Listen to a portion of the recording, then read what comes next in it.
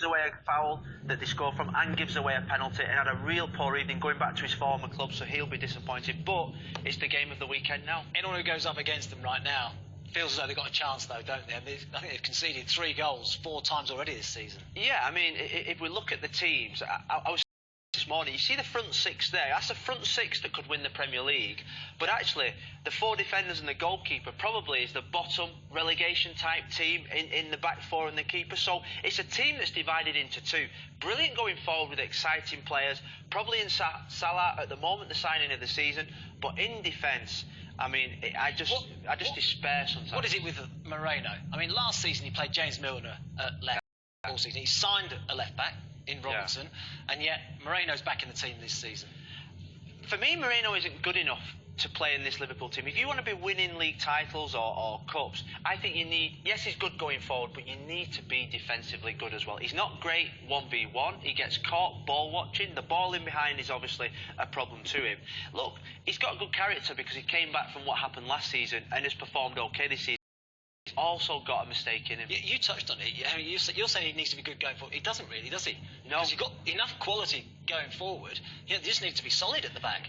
I can't believe that he's not played James Milner at left back. I really can't. Someone that's got experience. He's not a left back, but can just sit in there and actually protect Klavan, Matip, Gomez. We've spoke about last week about being a good prospect. He's almost like a third centre back, and just allow these 6 in front to go and do what they do. They're fantastic going forward, as we'll show you. Yeah, I think that's exactly the point. I mean, well, let's look at the front 6 because they are in terrific form, aren't they?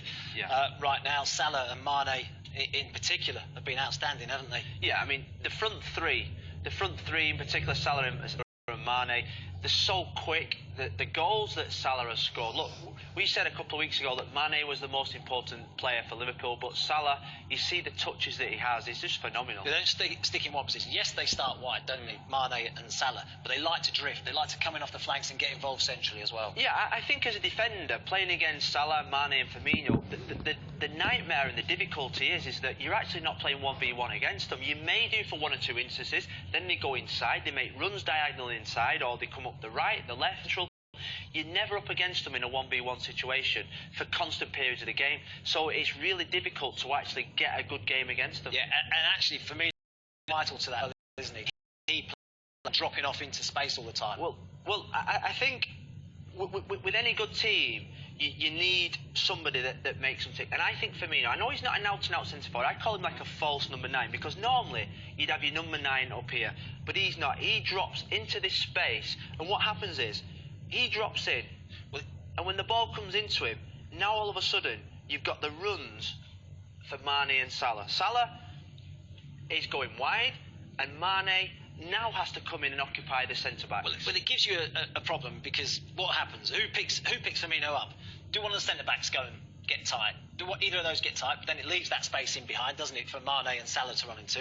Is it one of the holding midfield players that tries to get around him, but actually they've got their own jobs to do going forward? It's really difficult, isn't it, as to who marks? I mean, look at the space there. Look at the space Too big. Between the back 4 of Southampton and the midfield holding position. It's just far too big, and that's where the space is. Because of the pace of Mane and Salah, they're deeper though, aren't they, that Southampton back 4, because they're worried about that pace in behind, aren't they? They're worried about the space in behind, and when he drops in, Firmino, look, he plays very simply. He lays the ball off, but it's not actually him that causes the problems. It's the runs from Mane. Now look at Mane. Mane is centre forward. Yeah. Cedric now thinks, where's Mane gone? He doesn't know. But the centre-backs for Southampton now are thinking, we should be marking Firmino. Firmino, again, is still in all this space. Yeah. Why? Because he's dropped into the space, and these 2 up front are almost occupying the whole back 4 of Southampton. We've hardly mentioned Salah in this little run at all, but this is where he tries to get in behind, and he's got that pace to get in behind as well. And the difficulty is who picks him up. So is it a centre-back, or is it the full-back who's marking him and travel all the way across with him or not? Who picks him up? It's an absolute disaster for a full-back, because you've got Ryan Bertrand there, who is up against Salah, and he's obviously making that run in behind there. They do it a lot, out to win the runs. They do it a lot. Salah does it better than anyone I've seen.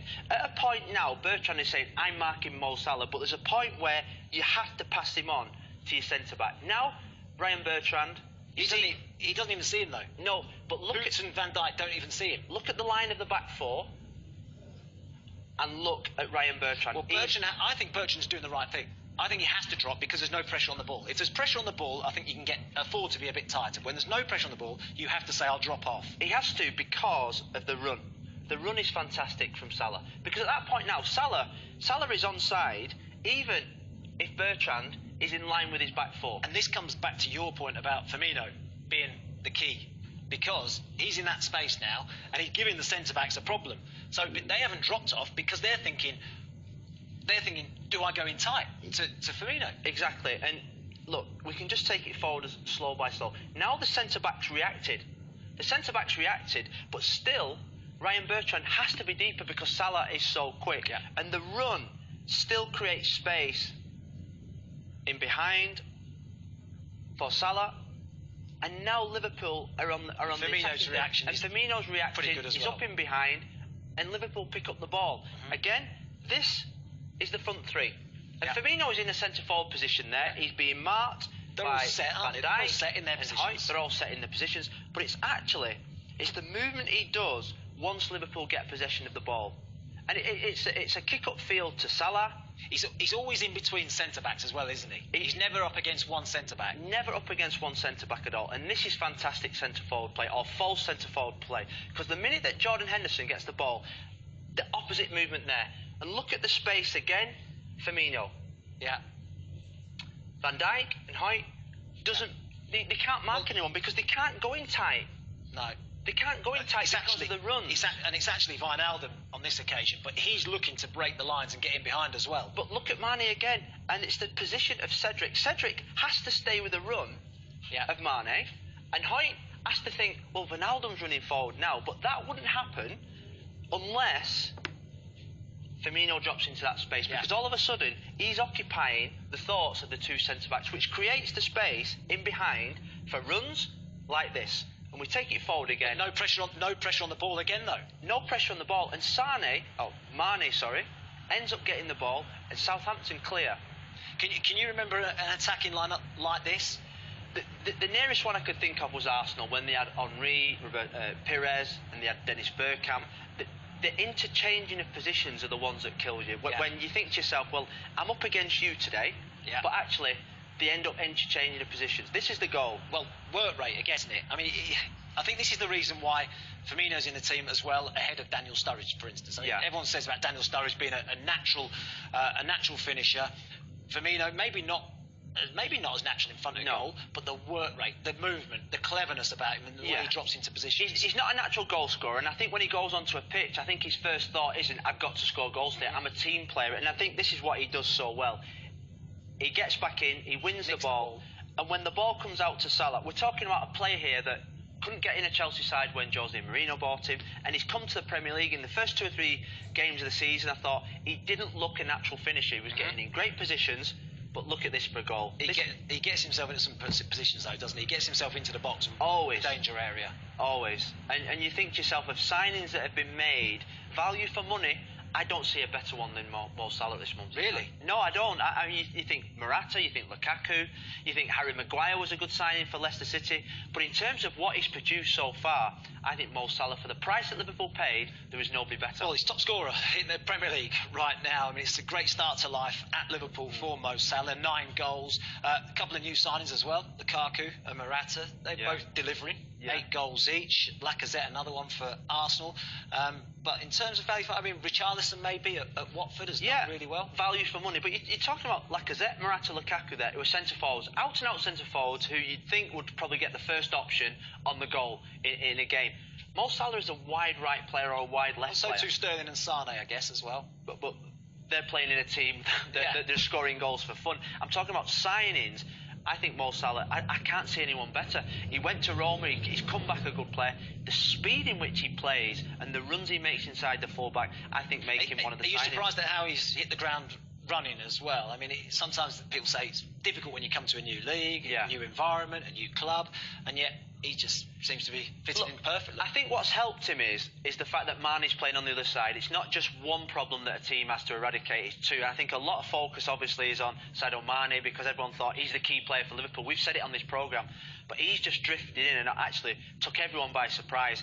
And he's got 9 goals there. I think that could easily be 13, 14 with the chances that he's missed. Without that, do you think the bad experience at Chelsea has inspired him? Helped him, if you like, the fact he's been in England before? Yeah, he understands what English football is about. Going to Italian football where it is 1v1 defending, where you are up against people that will man-mark you, I think it may have toughened him up and he's come back. And like I say, Liverpool with Firmino, Mane and Salah and Coutinho and Lallana, they're devastating going forward. It's another one that Jose Mourinho got rid of, isn't he, I suppose? Yeah. When you look back as well, Kevin De Bruyne, Lukaku. So he's one that maybe Mourinho got wrong as well. Yeah, well, he probably just wasn't ready at that Chelsea side. Does he do the defensive work that Mourinho likes? Probably not. But I think what Jurgen Klopp's getting out of him, he's getting goals out of him, which is important. Yeah, now that front three's been brilliant. Yeah. Salah, Mane and Firmino, but you need someone to be able to provide the ammunition as well. And Coutinho, since he dropped into that deeper position, has really provided that, hasn't he? Well, people say, you know, Firmino is the key man. The runs of Salah and Mane are brilliant. But you know what? If you put Wijnaldum, Can and Henderson in that midfield, they don't see the run and they can't make the pass. I think with this man, Coutinho, he can see the run and he can see the pass. And I think playing in the deeper position, because don't forget that, you know, Barcelona wanted to buy this player, and at times Coutinho's been wide left or wide right, and I don't think that's his best position. But they weren't buying him to replace, say, Neymar, were they? They were buying him to replace an Iniesta or someone, maybe, weren't they? They were buying him to play in central areas. Yeah. Just take this back again. I'm just going to take this back again because it's another, again, from Salah. We just highlight Salah, that out-to-in run again. Yeah. He's looking to get in behind this back players again. But he makes the run simply because he knows. As you quite rightly say, Coutinho can find him. He's got that ability, even though he's closely marked. When Robin van Persie signed for Manchester United, he went 2 or 3 games. He actually doesn't play the pass. Yeah, he went 2 or 3 games early on without scoring, and Sir Alex Ferguson got the team in and said, "You're not seeing the runs that he's making." With Coutinho, he sees the runs and he can deliver the pass. And that's the key thing. He does things simple at times, but he's got the ability to play the pass that matters. And in this game, look at the position he's taking up there. Look at the space. How much space has he got? The space there in midfield. I mean, it's crazy from Southampton to leave Firmino and Coutinho in space.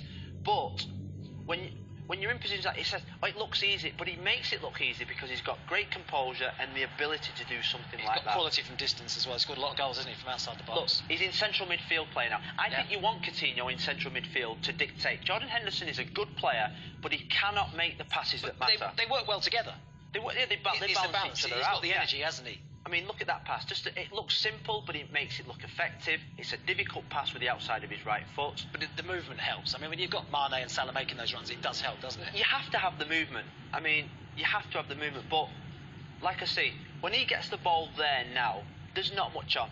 Well, what is on? You've got Salah there who eventually scores the goal. But apart from that, there's not much on. Well, I mean, I think this position from Mane is really important as well because it gives Cedric a problem. He can't stay in alongside Van Dijk. He's got to try and get out, hasn't he, now? He's got to be aware of that pass out wide to Mane, and it leaves a bit of a gap. It also, the position of Firmino, we've talked about it quite a lot already, the way he drops into deeper areas, gives the centre-backs a problem. Do they go in and get tight? They're both thinking about it. Van Dijk's on the front foot. Van Dijk's on the front foot thinking, I need someone to mark. Who am I marking? Who's my job? He's thinking it's Firmino, but he's getting dragged out of an area now. Do you know, you talk about the best midfield players in the world football. The best midfield players, let's say the worst midfield players, say me and you. Me and you are looking to play safe. We're looking to play safe there and square. I might try and find Mane, possibly. The best players are looking for that pass there, and this is what Coutinho does. And I think it's best doing this slowly because he sees the run. The run from Salah means he's got to play the pass. Right? Who picks him up? This is the question again I ask you because this is Chelsea centre backs now. Yeah. Okay, so they play with a 3, so it's slightly different than up against the 4. But who follows that run? Well, is it the left-sided centre-back? Does he pass him on to the central centre-back? Is it the wing-back? Who actually picks Salah up? I think in this situation, I think both have got to drop. I think both have got to say, well, we've got Coutinho on the ball, let's just give ourselves 2 or 3 yards and not allow, like we're just going to see, that pass into there. The space has opened up, hasn't it? Because Van Dijk's made that decision now. He's decided he's going to go in on. Which is poor defending. And Cedric's been drawn out to Mane. So that's why the space is opened up. It's because of the movement, which has been good movement. But I think the centre-back who has to track that run of Salah. But we're praising Coutinho at the moment. You've still got to be able to play this ball with the outside of your foot, like this, outside of the right foot. And into look, his path. He didn't even break his stride. Hoyt's looking for offside. And it's just a brilliant, brilliant goal. And you think to yourself, where do you want Coutinho on the pitch? You want him central. Yeah, like this. And it's a good job he scored from this, because this was his last touch. He was coming off prior to this goal anyway.